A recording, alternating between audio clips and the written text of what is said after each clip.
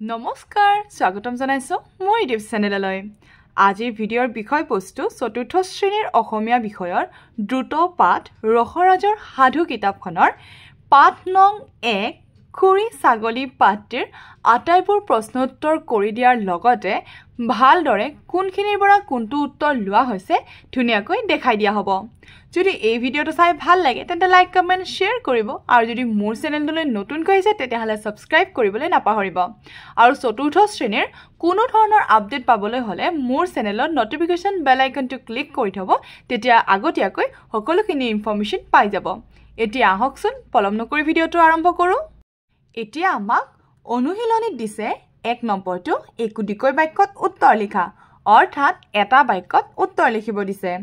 কত দিছে মানুহজনে ছাগলীজনীক বাটতে কিয় এৰি গৈছিল মানুহজনে ছাগলীজনীক বাটতে কিয় এৰি গৈছিল সেই প্ৰশ্নটো সুধিছে আৰু ইয়াৰে উত্তৰটো কোনখিনিত আছে প্ৰথমে দেখাই দিম তাৰ পিছত মই আটাইবোৰ উত্তৰ এখন বহিত লিখি ৰাখিছো তাৰ পৰা দেখাবলৈ চেষ্টা কৰিম এইখিনিতে ধুনীয়াকৈ দিয়া আছে যে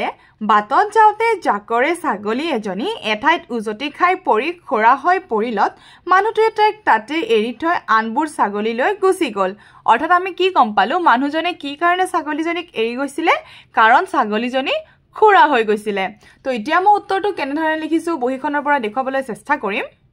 মই এতিয়া উত্তৰটো লিখিছো 1ৰ ক উত্তৰ ছাগলীজনী খৰা হৈ পৰাৰ বাবে মানুহজনে ছাগলীজনীক বাটতে এৰি গৈছিল কি বুলি লিখিলো আকৌ এবাৰ কৈ দিছো ছাগলীজনী খৰা হৈ পৰা বাবে মানুহজনে ছাগলীজনীক বাটতে এৰি গৈছিল এনে ধৰণে উত্তৰটো লিখিলে হৈ যাব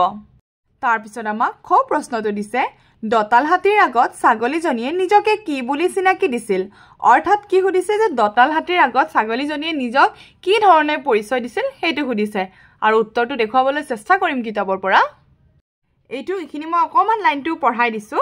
যেতিয়া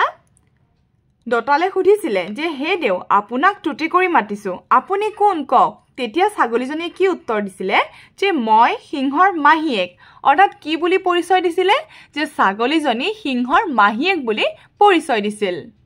উত্তৰটো আমি কেনে ধৰণে লিখিম যে খ উত্তৰ দতাল হাতীৰ আগত ছাগলীজনীয়ে নিজকে সিংহৰ মাহীয়েক বুলি চিনাকি দিছিল ঠিক আছে যে কি বুলি চিনাকি দিছিল সিংহৰ মাহীয়েক বুলি এতিয়া আমাক গ প্ৰশ্নটো দিছে ছাগলীজনীয়ে হিয়ালক কি খাও বুলি কৈছিল অৰ্থাৎ ছাগলীজনীয়ে হিয়ালক কি খাও বুলি কৈছিল এই প্ৰশ্নটো সুধিছে আৰু ইয়াৰে উত্তৰটো কিতাপত এনে ধৰণে দিয়া আছে যে বাঘ খাও খোং খাও আৰু খাও হাতী অৰ্থাৎ কি বুলি কৈছে ছাগলীজনীয়ে কি খোৱা বুলি কৈছে বাঘ খোৱা বুলি কৈছে খোং খোৱা বুলি কৈছে আৰু হাতীও খাই বুলি কৈছে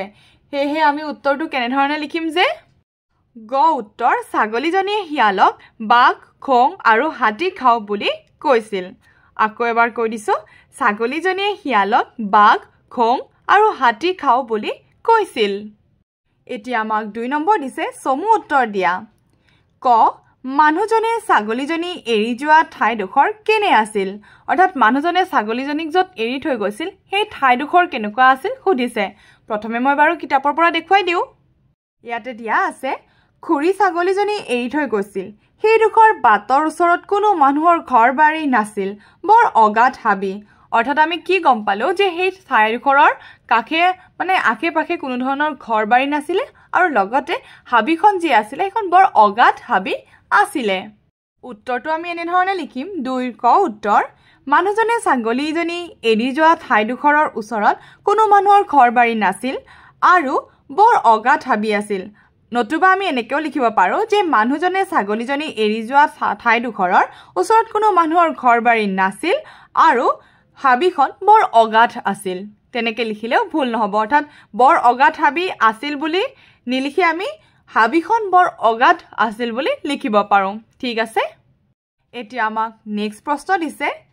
খ সিংহই ছাগলীক কি বুলি অভয় দিছিল অৰ্থাৎ সিংহই ছাগলীজনীক কি বুলি অভয় দিছিলে হেতু সুধিছে অৰ্থাৎ কেনেকুৱা ধৰণৰ কথা বুজাইছে অভয় মানে হৈছে ভয়ৰ অভাৱ অৰ্থাৎ সাহস কেনেকৈ দিছিলে ঠিক আছে হেতু সুধিছে ইয়াতে ধুনীয়াকৈ দিয়া আছে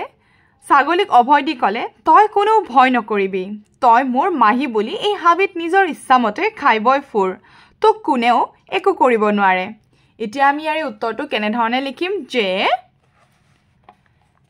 খৰ উত্তৰ বুলি লিখিছো সিংহই ছাগলীক তই কোনো ভয় নকৰিবি তই মোৰ মাহী বুলি এই হাবিত নিজৰ ইচ্ছামতে খাই বৈ ফুৰিবি তোক কোনেও একো কৰিব নোৱাৰে বুলি অভয় দিছিল এই ধৰণে লিখিলে হৈ যাব এতিয়া আমাক নেক্সট দিছে তিনি কোনে কৈছিল কাক কৈছিল ক বলকচোন চাওগৈ হেইটোনো কি জন্তু ওলাইছেহি এই উক্ত কথাষাৰ কোনে কৈছিল কাক কৈছিল সুধিছে প্ৰথমে মই কিতাপৰ পৰা দেখুৱাবলৈ চেষ্টা কৰিছো ইয়াতে ধুনীয়াকৈ দিয়া আছে যে ভালুকি শিয়ালৰ কথা শুনি বলকচোন চাওগৈ হেইটোনো কি জন্তু ওলাইছেহি অৰ্থাৎ আমি কি গম পালো উক্ত কথাষাৰ কোনে কৈছে ভালুকি শিয়ালক কৈছিল তো মই উত্তৰটো এনে ধৰণে লিখি ৰাখিছো উক্ত কথাষাৰ ভালুকি শিয়ালক কৈছিল তিনিৰ কৰ উত্তৰ উক্ত কথাষাৰ ভালুকি শিয়ালক কৈছিল এনে ধৰণে লিখিব লাগিব অকল ভালুকি শিয়ালক কৈছিল বুলি লিখিলে নহব কথাবোৰ সদায় উপস্থাপন কৰিব জানিব লাগিব হেহে আমি কি বুলি লিখিছো উক্ত কথাষাৰ ভালুকি শিয়ালক কৈছিল তাৰ পিছত খ প্ৰশ্ন হে দেও আপোনাক তুতি কৰি মাতিছো আপুনি কোন কওক ইয়াতে ধুনীয়াকৈ দিয়া আছে দতালে সুধিলে হে দেও আপোনাক তুতি কৰি মাতিছো আপুনি কোন কওক ছাগলীয়ে উত্তৰ দিলে অৰ্থাৎ আমি কি গম পালো দতালে ছাগলীজনীক সুধিছিল তো আমি কেনে ধৰণে লিখিম উত্তৰটো যে উক্ত কথাষাৰ দতালে ছাগলীজনীক কৈছিল এতিয়া আমাক শেষৰটো প্ৰশ্ন দিছে গ শুন গজেন্দ্ৰ তই মোক সিংহৰ ওচৰলৈ লৈ বল এই কথাষাৰ এতিয়া কোনে কৈছে যে যেতিয়া ছাগলীজনীয়ে কি কৰিছিলে হাতীৰ পিঠিত উঠিছিলে তেতিয়া কৈছিল যে উঠি তাই ক'লে শুন গজেন্দ্ৰ তই মোক সিংহৰ ওচৰলৈ লৈ বল এতিয়া আমি কি গম পালো যে ছাগলীজনীয়ে কাক কৈছিলে হাতীক কৈছিলে ঠিক আছে তো আমি কি ধৰণে উত্তৰটো লিখিছো যে উক্ত কথাষাৰ ছাগলীজনীয়ে হাতীক কৈছিল এতিয়া মই তিনিটা উত্তৰ কৈ কৈছো যে তিনিৰ কৰ উত্তৰটো হ'ব উক্ত কথাষাৰ ভালুকি শিয়ালক কৈছিল খৰ উত্তৰটো উক্ত কথাষাৰ দতালে ছাগলীজনীক কৈছিল আৰু গৰ উত্তৰটো উক্ত কথাষাৰ ছাগলীজনীয়ে হাতীক কৈছিল তো এইখিনি আছিলে খুৰি ছাগলী পাঠটিৰ আটাইবোৰ প্ৰশ্ন উত্তৰ এতিয়া মই 4 নম্বৰটো পঢ়াই দিছো শব্দ আৰু অৰ্থ টিলা অৰ্থাৎ সৰু চাপৰ পৰ্বত টুটি প্ৰাৰ্থনা বা কাকুতি অভয় ভয়ৰ অভাৱ নোহোৱা বা সাহস পেটতে হাত ভৰি লুকা বৰ ভয় খোৱা আপোনাৰ নিজৰ অথন্তৰ বেয়া অৱস্থা দুৰৱস্থা অকস্মাত ঘটা বিঘিনি বা আপদ তো এইখিনি আছিলে এই লেসনটোৰ আটাইবোৰ প্ৰশ্ন উত্তৰৰ লগতে যিবোৰ কিতাপত উত্তৰ দিয়া হৈছে আটাইবোৰ ভালদৰে দেখাই দিবলৈ চেষ্টা কৰা হৈছে তেন্তে আজিৰ কাৰণে থ্যাংক ইউ ফৰ ওয়াচিং